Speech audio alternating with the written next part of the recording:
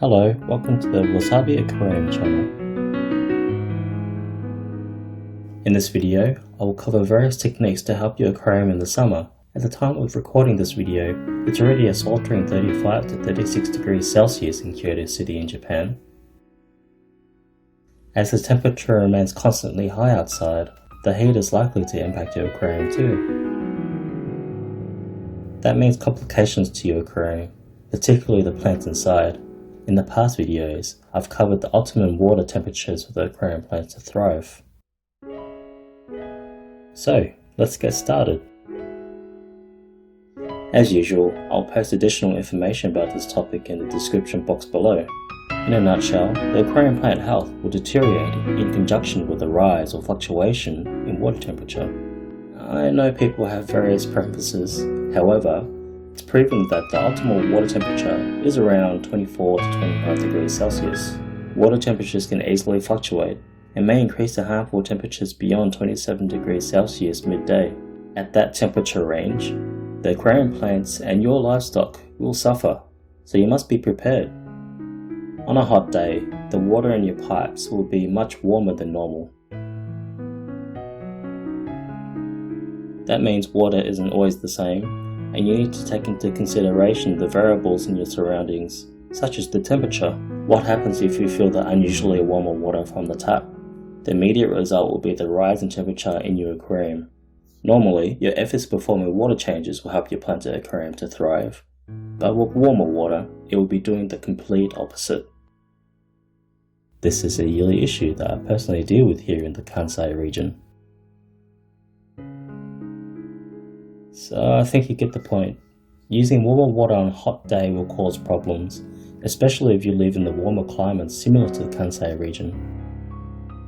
Don't worry, there are countermeasures that you can take to avoid these risks. The first measure is to use the water that's been chilled to the correct temperature. The second measure is to plan your water changes early in the morning or late at night. It depends on your location and weather forecasts. For example, the water from your tap will be hot during a summer's midday. If your ambient room temperature is controlled by an air conditioner, then you can keep the water into something like a bucket. The water kept in the bucket will acclimate and return to a safer temperature to do a water change. As there are environmental factors, I recommend you use a thermometer and keep tabs on the temperature. Once the temperature has dropped to an acceptable level, you may proceed to do a water change.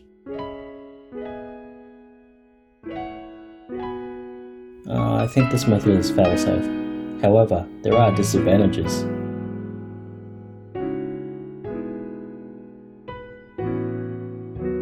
The bucket method is great for tank sizes 60 cm or less. However, you may run into issues if your aquarium is 90 to 120 cm plus. Like everything, it's all about your budget. Cost of a bucket versus a water holding tank. I personally use a water holding tank. It's effective and it holds the amount I need. I think the bucket method is time consuming nonetheless. Therefore, I recommend doing the water change early in the morning and late at night. This is a more realistic approach, as the water temperature should be more usable early in the morning or late at night. Ideally, early in the morning is preferred. That's because the water temperature has a prolonged opportunity to fall overnight. I think it's a safer water temperature in the morning, however, that may fluctuate. See if your water is dispensed at 27 degrees Celsius. It may stay that way if your ambient temperature is the same or higher. Keep in mind that the sun heats the ambient temperature as well as the pipes, so it's best to do the water changes as the sun rises in the morning. Morning is a better time than waiting for your local pipes to cool down to do a water change at midnight.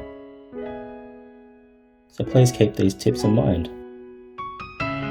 I hope this covers queries on the optimal time for summer water changes.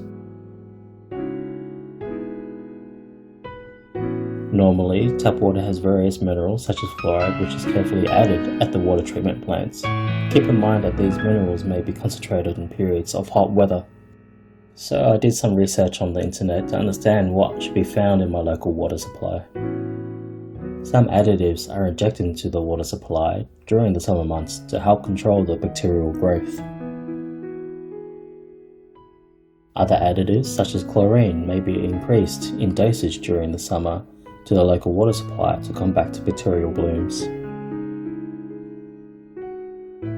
You may have to adjust your water tap conditioner or dechlorinator in accordance to the chlorine concentrations.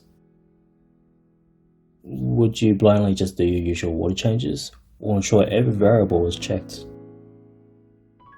So I would like to advise you to do your water changes in accordance to your local water conditions. I often just pour the tap water into the aquarium, then add dechlorinator right after. Perhaps most people do their water changes this way.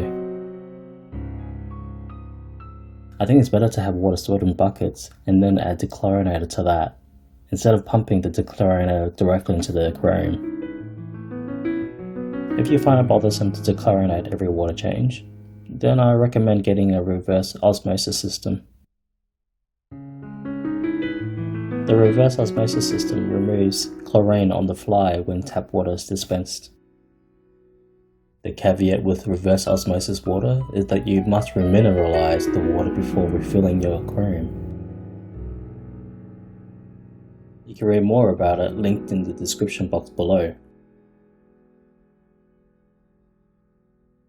I would like to introduce some useful tools to help your water changes.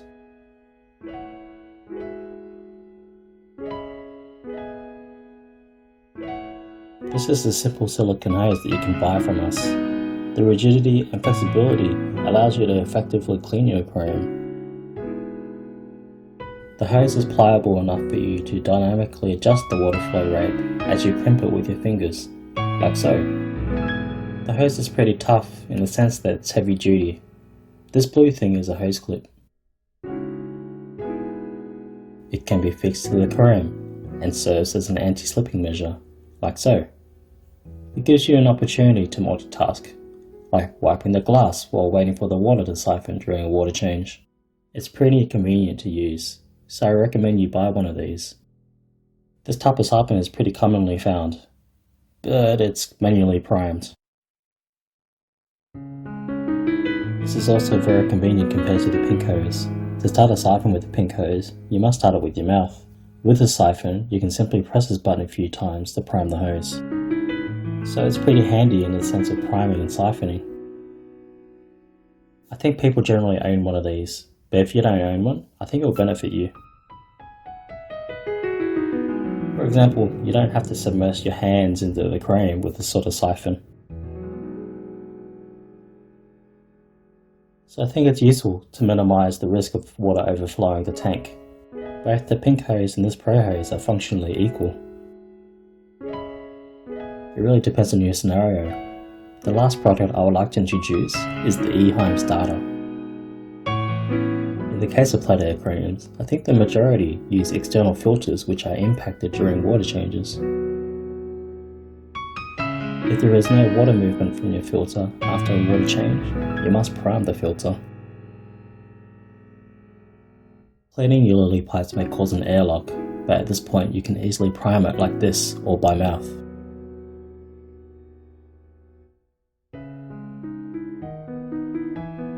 There are times where I've accidentally drunk a lot of water priming it by mouth. Priming it by mouth is all okay until you get a mouthful of untasty aquarium water. It's a sinking feeling of having something dirty in your mouth, so I think it's safer to have something like this. Perhaps it doesn't happen to experienced people, but you never know. So I think it's safer to have something like this. Much better than having a mouthful of aquarium water. Overall, it's a good product, and I'll put a link in the description box below to the products I've mentioned. So, how was the video? Now you've got a good foundation on how to properly do water changes during hotter months. As mentioned, tap water conditions are not consistent throughout the year, seasonal to say at least. It would be a very expensive mistake if you ignore these water conditions, not only to your aquarium plants, but to your livestock as well. undesirable water conditions are detrimental to your aquarium plants and the bacterial ecosystem that aren't visible by the naked eye. With these tips, you minimize the risk of disturbing your aquarium cycle with undesired water conditions. Practice makes perfect, and soon you'll find yourself doing water changes without these risks. In return, your aquarium plants and the livestock will continue to thrive and look fantastic during summer. As you can see, following these principles will avoid undesirable water conditions.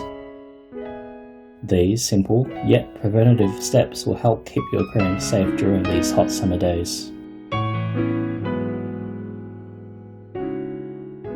If you have any questions or would like us to explain anything further, feel free to submit your comment below. Rest assured that all your comments are read below. Unfortunately, I don't have time to reply to them all. If I see trending questions, I will collect them and answer them in future videos. If you found this video useful, I would gladly appreciate if you like, share, subscribe to the Wasabi Aquarium channel. Please follow the links in the description box below to learn more. So, I'll end the video here. Thank you for watching.